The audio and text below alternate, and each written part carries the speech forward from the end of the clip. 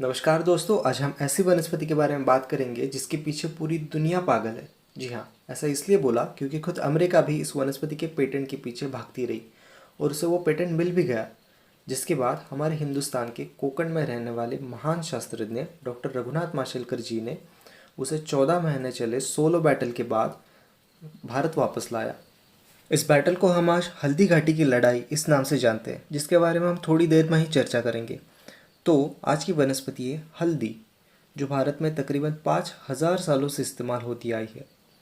ये वनस्पति भारत से ईस्वी सन 7वें शतक में चीन ले जाई गई, जहाँ से ये धीरे धीरे 8वें शतक में पूर्व अफ्रीका तक पहुँच गई। उसके बाद 12वें शतक तक ये पश्चिम अफ्रीका तक पहुँच गई और 18वें शतक तक ये जमैका में पहुँच गई, जहाँ से ये पूरी दुनिया में मिलने लगी। लेकिन पूरी दुनिया ने इसका इस्तेमाल शुरुआती दौर में ज़्यादातर सिर्फ रंग देने के लिए, यानी कलरिंग एजेंट के जैसे किया, जिससे खाना लजीज दिखे या फिर कपड़ों को पीला रंग दिया जाए। लेकिन मार्को पोलो, ये एक इटालियन व्यापारी था जो रेशम मार्ग से एशिया में आया था 13वें शतक में। उसके प्रवास टिप्पणियों में हल्दी का वर्णन मिलता है, जिसमें उसने लिखा है, ये एक ऐसी सब्जी है जिसमें केसर के सारे गुण हैं और उसी की तरह सुगंध और रंग देती है। इसके बाद ये इंडियन सैफरॉन के नाम से यूरोप में जाने जाने लगी। लेकिन हिंदुस्तान में तो ये 5000 सालों से इस्तेमाल होती आ रही थी, और सिर्फ रंग देने के लिए नहीं, तो घरेलू उपचार, धार्मिक विधि और सबसे ज़्यादा मसालों में इसका इस्तेमाल होता था। लेकिन क्या होता अगर इसके हर इस्तेमाल के लिए हमें टैक्स देना पड़ता? जी हाँ, ये बात 1997 की है, जब अमेरिका के एक रिसर्च इंस्टीट्यूट ने हल्दी का पेटेंट ले लिया। वो भी हल्दी के उस गुण के लिए लिया जो हिंदुस्तान का बच्चा बच्चा जानता है। वो है wound healing property of the turmeric. हमारे बचपन में हमने देखा है कि जख्म भरने के लिए हल्दी पीस कर लगाई जाती है। तो ये पेटेंट की बात हमारे देश के महान साइंटिस्ट डॉक्टर माशेलकर जी की नज़र में आई, जिसके बाद उन्होंने आयुर्वेद, वेद, भारतीय इतिहास की टिप्पणियाँ, इनसे सबूत इकट्ठा करके 14 महीने की कोर्ट में लीगल लड़ाई लड़ी और उसके बाद ये पेटेंट हिंदुस्तान लाया। सिर्फ लाया ही नहीं, तो इसमें कोई भी व्यक्तिगत हक ना रखते हुए हिंदुस्तान की जनता को दे दिया, जिससे ये कोई भी टैक्स के बिना घरेलू काम में इस्तेमाल हो। हल्दी का लैटिन नेम कुरकुमा लौंगा, इस नाम से ये पूरी दुनिया में जानी जाती है। जब पेटेंट इंडिया के नाम हुआ, तब इसे और एक नाम मिला, कुरकुमा इंडिका। और जब ये घरेलू इस्तेमाल के लिए मुक्त हो गई, तो इसे और एक नाम मिला, वो है कुरकुमा डोमेस्टिका। इन तीनों नामों से हल्दी जानी जाती है, लेकिन वेदों में और आयुर्वेद में इसका नाम हरिद्रा है। हरि यानी भगवान विष्णु। इनका और एक नाम है पीतांबर, यानी जो हमेशा पीले कपड़ों में रहते हैं उनको पीतांबर कहा गया है। तो जो वनस्पति भगवान विष्णु को प्यारी है या फिर उनके कपड़ों जैसे वर्ण की है, उसका नाम है हरिद्रा। तो आइए देखते हैं हरिद्रा की पहचान। हरिद्रा की वनस्पति एक शुभ वर्ग में आती है। तो हरिद्रा का पौधा ज़्यादा से ज़्यादा 1 मीटर लंबा होता है और इसके पत्ते केले के नए पौधे से निकले पत्तों की तरह होते हैं, जिनकी लंबाई 1 से 1.5 फीट होती है और चौड़ाई आधा फीट होती है। इसके पत्तों में आम जैसी बहुत अच्छी सुगंध आती है। इसे ज़मीन के लगत ही पुष्प आते हैं। ये पुष्प गुच्छे में आते हैं। ज़मीन से 15 सेंटीमीटर का एक पुष्पदंड निकलता है, जिसके ऊपर 25 से 30 गुलाबी, पीले, सफ़ेद रंग के पुष्प आते हैं। ये पुष्पदंड प्राइमरी राइजोम से निकलता है। असल में हम जो हल्दी इस्तेमाल करते हैं, ये इस पौधे के कंद को सुखा के किया गया चूर्ण होता है।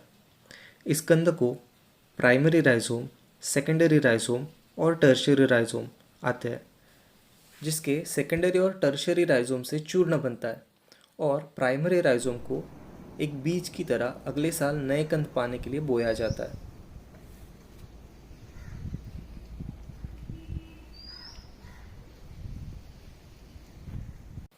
अब देखते हैं हल्दी के क्या क्या फ़ायदे हैं और इसका उपचार में कैसे उपयोग किया जा सकता है। हल्दी के आयुर्वेद में अनगिनत फ़ायदे बताए गए और हज़ारों अलग अलग औषधियों में इसका इस्तेमाल किया गया है। ये विषग्न यानी डिटॉक्सिफाइंग और रक्त को शुद्ध करने वाले गणों में सर्वश्रेष्ठ मानी गई है। इसी के साथ ये सूजन कम करने के लिए, भूख बढ़ाने के लिए तथा बढ़े हुए वात और कफ का नाश करने के लिए इस्तेमाल होती है। इसके साथ आयुर्वेद में इसका इस्तेमाल त्वचा विकार, सर्दी, खांसी, डायबिटीज़, आँखों की बीमारी, लीवर की व्याधि तथा मासिक धर्म के विकारों में बताया गया है।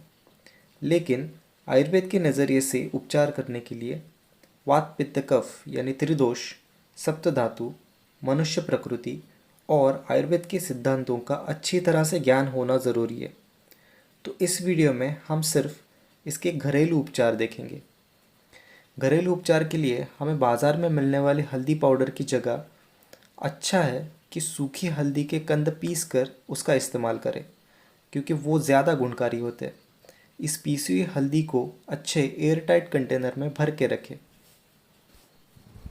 हल्दी के घरेलू उपचार देखने से पहले इसके केमिकल कांस्टेंट पर नज़र डालते हैं। हल्दी में तरह तरह के 300 से ज़्यादा कंटेंट्स हैं, जिसमें beta carotene, iron, niacin, potassium, zinc, vitamin C ऐसे बहुत सारे कंटेंट मिलता है, जिसमें से सबसे ज़्यादा महत्वपूर्ण है कुर्क्यूमिन। ये हल्दी में 8 से 10% मिलता है।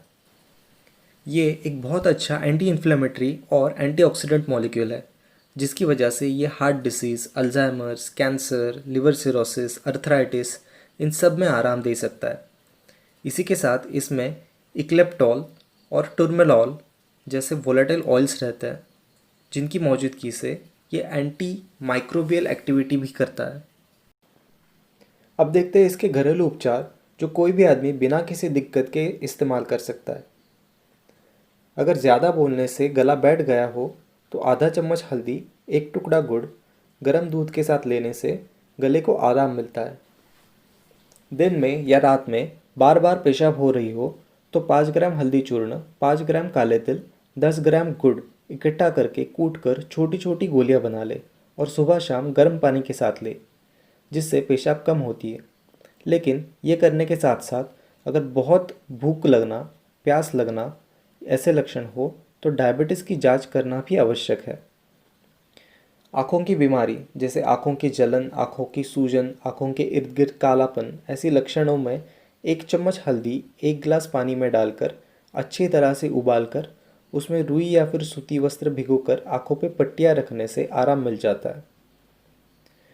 अगर बार बार हिचकी लग रही हो तो उड़द और हल्दी का धूपन सूंघने से हिचकी रुक जाती है। स्किन इन्फेक्शन या फिर फंगल इन्फेक्शन से शरीर पे बहुत खुजली हो रही हो तो हल्दी और 10-12 नीम के पत्ते पीसकर पानी के साथ 10 दिन ले और यही मिश्रण का लेप खुजली की जगह पे लगाए तो खुजली कम हो जाती है।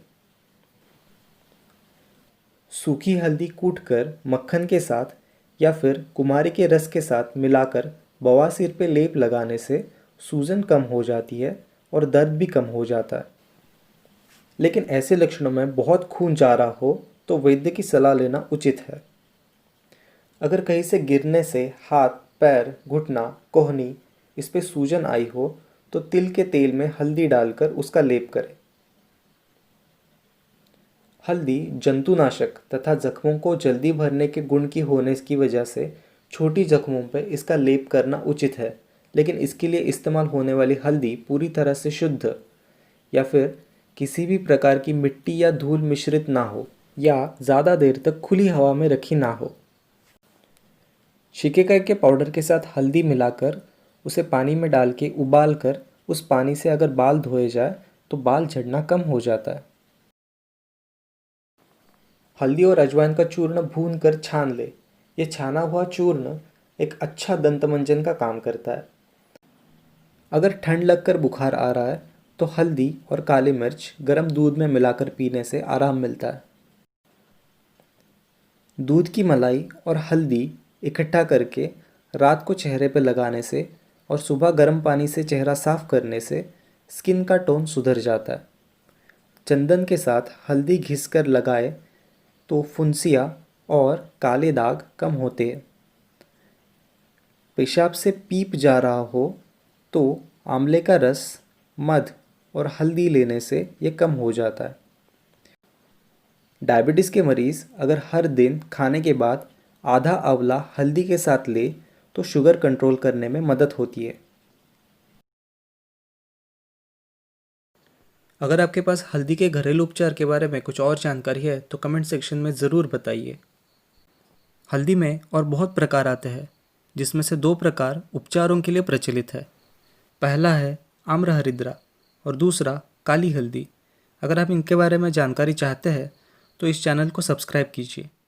भारत एक वैविध्यपूर्ण वनस्पतियों से समृद्ध देश है। अगर आप इन वनस्पतियों की पहचान, घरेलू उपचार, इतिहास और कथाएं जानना चाहते हैं तो वनस्पति दिव्य दर्शन चैनल को सब्सक्राइब कीजिए। जय हिंद, जय भारत, जय आयुर्वेद।